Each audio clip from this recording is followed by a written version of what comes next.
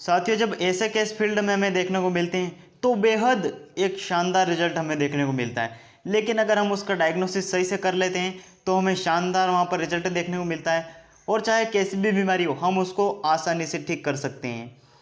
यह केस क्या है, ये संपूर्ण जानकारी आपको इस वीडियो में मिलेगी। उससे पहले आप हमारे चैनल को सब्सक्राइब कर ले ताकि हम जो भी वीडियो डालें वो सबसे पहले आपके पास पहुंच जाए।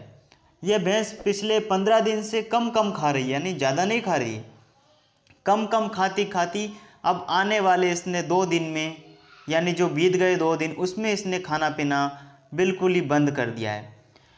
तो इसका हम डायग्नोसिस पहले से ही कर रहे हैं क्योंकि इसने 15 दिन पहले से ही कम खाना शुरू कर दिया है। तो आखिर इसको ऐसा क्या था जो हमें वह मिल गया इसमें, और फिर हमने इसका ट्रीटमेंट कर दिया और हमने कुछ ऐसी दवाई दी जो यह अगले 2 दिन में घोड़े जैसी खाने लगेगी और घोड़े जैसी भागने लगी। हालांकि यह इसको ना तो कोई बुखार है और इसको ना ही कोई म्यूकस मेम्ब्रेन इसकी कुछ है, इसका तापमान बिल्कुल ही नॉर्मल है, ना हाई टेम्परेचर ना कुछ है। ऐसे केस मिलते हैं तो आपको यहाँ पर बेहद शानदार रिजल्ट मिलता है। तो हम इसको टेम्परेचर नोट कर रहे हैं कि इसका टेम्परेचर कम ज़्यादा तो नहीं हो रहा है, या कहीं ये टेम्परेचर की वजह से तो खाना इसने बंद नहीं किया अभी अचानक 2 दिन से। लेकिन हमारा एक ध्यान वहाँ भी जाता है कि इसने अगले 15 दिन से यह कम खा रही है, तो आखिर वह क्या था। और यह देखिए इसकी स्थिति भी आप देखिए, इसके पेट में ना कुछ चारा दाना, एकदम से दुबली है, यानी ऐसा लग रहा है मानो भैंस कई दिनों से बीमार है, कई दिनों से कुछ नहीं खाया हो, ये एकदम से दुबली हो गई है। हम इसका टेम्परेचर नोट कर रहे हैं और इस केस में हमें इसका टेम्परेचर 102 ही मिला है, और हम इसके वल्वा को भी देख रहे हैं कि हमें शायद कुछ इस वल्वा से हमें कुछ पता चल जाए। अब इस भैंस के जो बॉडी है उसको हम देख रहे हैं कि कहीं पीछे और आगे गर्म तो नहीं है, या कहीं पीछे गर्म या आगे ठंडी तो नहीं है। ये हम इसको भांप के देख रहे हैं, अच्छी तरीके से देख रहे हैं कि शायद हमें यहाँ से कुछ ऐसा मिल जाए जिसका हम ऐसी दवा लगा दें कि यह पशु एकदम से ठीक हो जाए।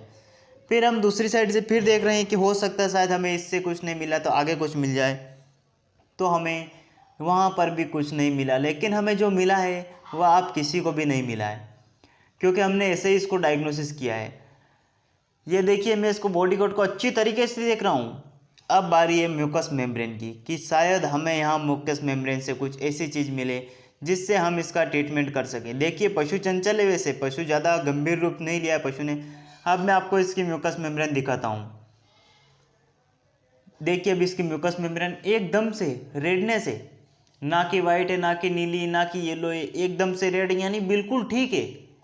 म्यूकस मेम्ब्रेन में कहीं किसी प्रकार की कोई दिक्कत नहीं है, म्यूकस एकदम से ठीक है। अब हमें यहाँ से फिर पता चला कि यह पशु कम खाता है और यह पशु दिन बे दिन कमज़ोर होता जा रहा है। इसका मतलब इसका लीवर डैमेज है, यानी इसका लीवर कमज़ोर हो गया है, उसी वजह से पशु यह कमज़ोर होता जा रहा है और इसने खाना पीना बंद किया है।